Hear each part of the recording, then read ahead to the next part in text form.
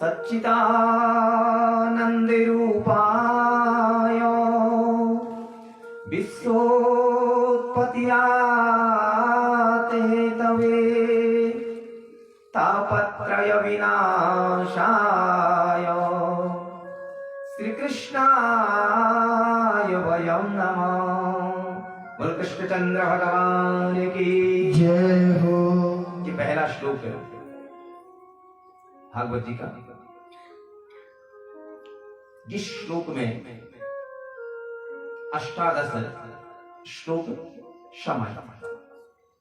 सर्वप्रथम भागवत का परिचय आपको बताया, लेकिन इसकी रचयिता कौन है? भगवान वेदव्यास। भगवान विष्णु के अवतारों का जो 24 अवतारों का श्रीमद् भागवत के अंदर वर्णन आता है, उनमें भगवान वेदव्यास का अवतार हुआ है। और भगवान वेदव्यास ने भागवत जी की रचना बद्रीनाथ में की। पुराणों की रचना कहां हुई? बद्रीनाथ में। देखो महाराज, कलिकाल में जो कली चल रहा है, इस कलिकाल की अर्थात धरा की जो वैकुंठ है, धरा में जिसे अगर वैकुंठ कहते हैं, जिस प्रकार स्वर्ग लोक में वैकुंठ है वहां भगवान नारायण निवास करते हैं, उसी प्रकार से धरा का जो वैकुंठ है वह बद्री का आश्रम है, बद्री विशाल है। साक्षात भगवान का जो वास है वह बद्री विशाल है कलिकाल में। तो उस बद्रिका आश्रम में भगवान वेदव्यास के द्वारा अष्टादश पुराणों का रचना की गई।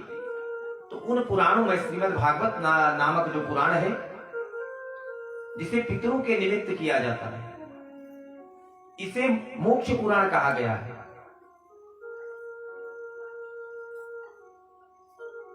पितरों के निमित्त। तो इसमें 18,000 श्लोक हैं। कितने श्लोक हैं? 18,000 श्लोक हैं। 12 स्कंद, 12 स्कंदों में, 12 हिस्सों में बांटा गया है। ऐसा पुराण जिसका पहला श्लोक आपको बताया। तो इस श्लोक में भगवान वेदव्यास ने इसके बाद आगे जाकर के भागवत को 4 श्लोक में ले गए, उसे चतुश्लोकी भागवत कहते हैं। उसके बाद उस चतुश्लोकी भागवत से 18 पुराणों की 18,000 श्लोकों में इसे पहुंचा दिया। क्या करें? सच्चिदानंद रूपाय, सच्चिदानंद रूप है उसका। किसे कहते हैं सच्चिदानंद? सत चित आनंद, जिनका मन, जिनका अंतःकरण हमेशा सत्य में विलीन रहता है, वह सच्चिदानंद। ऐसा स्वरूप जो सच्चिदानंद है, क्या करता है? विश्वोत्पत्त्याते हेतवे, विश्व की उत्पत्ति का कारक है। हेतव माने कारक। अब देखिए, विश्व की उत्पत्ति, विश्व में संसार, संसार की उत्पत्ति कैसे होती है? सबसे पहले ध्यान दो, जब प्रलय होता है तो प्रलय के बाद ये धरा डूब जाती है। हर चीज की उम्र होती है, ठीक है? अमर कोई नहीं रहा। जिस युग में हम जी रहे हैं, इस युग की उम्र कितनी है नहीं पता। 4,32,000 वर्ष। कितनी उम्र है? 4,32,000 वर्ष। इसका दुगना कर दीजिए तो द्वापर की उम्र हो जाएगी 8,64,000 वर्ष। यानी कि द्वापर में जो युग था वह 8,64,000 वर्ष था।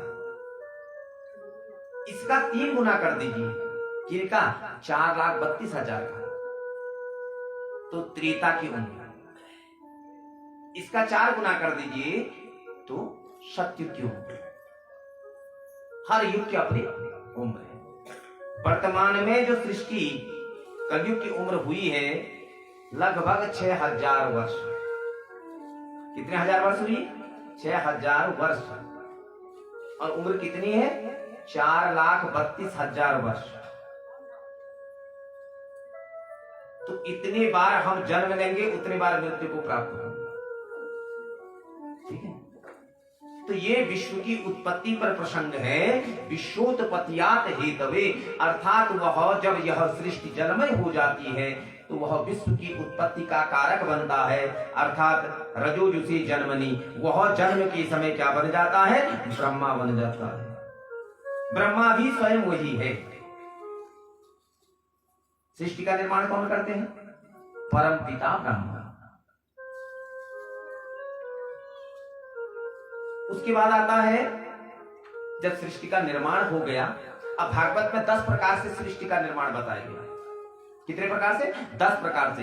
लेकिन कलिकाल का मनुष्य क्या सृष्टि उत्पन्न कर सकता है? एक ही सृष्टि उत्पन्न कर सकता है, वह मैथुनी सृष्टि। लेकिन इससे पहले युगों में 10 प्रकार से सृष्टि का निर्माण होता था। बहुत सारे प्रसंग आपको इसमें ऐसे मिलेंगे भागवत के अंदर। आदमी उनको जब सुनता है, समझता है, तब उसके समझ में बात आती है कि हाँ, शास्त्र और विज्ञान में समानता है। कई प्रमाण हम आपको इसमें ऐसा बताएंगे।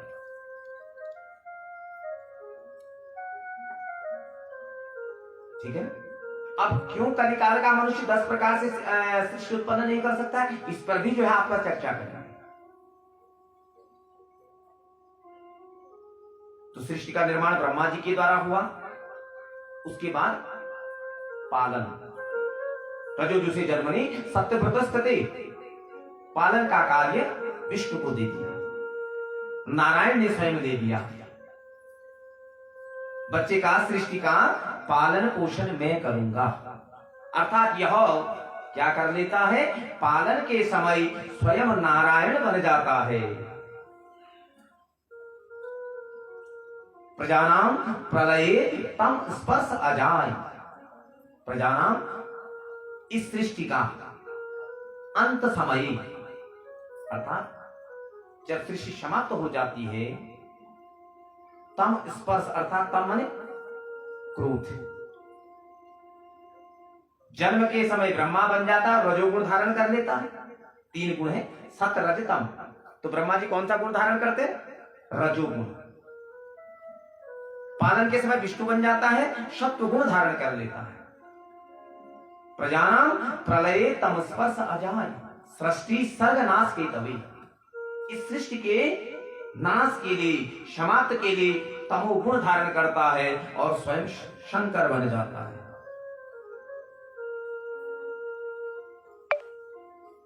ठीक, तो सृष्टि का निर्माण, नाश भी वही करता है। और 3 प्रकार के दुखों का नाश करता है, और वह दुख कौन है? दैविक, दैहिक और भौतिक। देखिए, प्रत्येक मनुष्य के जीवन में 3 प्रकार के दुख होते हैं। ये क्यों होते हैं? दैविक, दैविक मतलब जो परमात्मा के द्वारा दिया गया है। दैहिक जो हम लेकर के शरीर में आए हैं। और भौतिक, भौतिक जिनका निर्माण हमने स्वयं किया है। आज हमने ऐसे ऐसे उपकरण बना दिए। छोटी सी उदाहरण है, घर के अंदर एक सिलेंडर रखा है, ये बम है, भौतिक दुख है।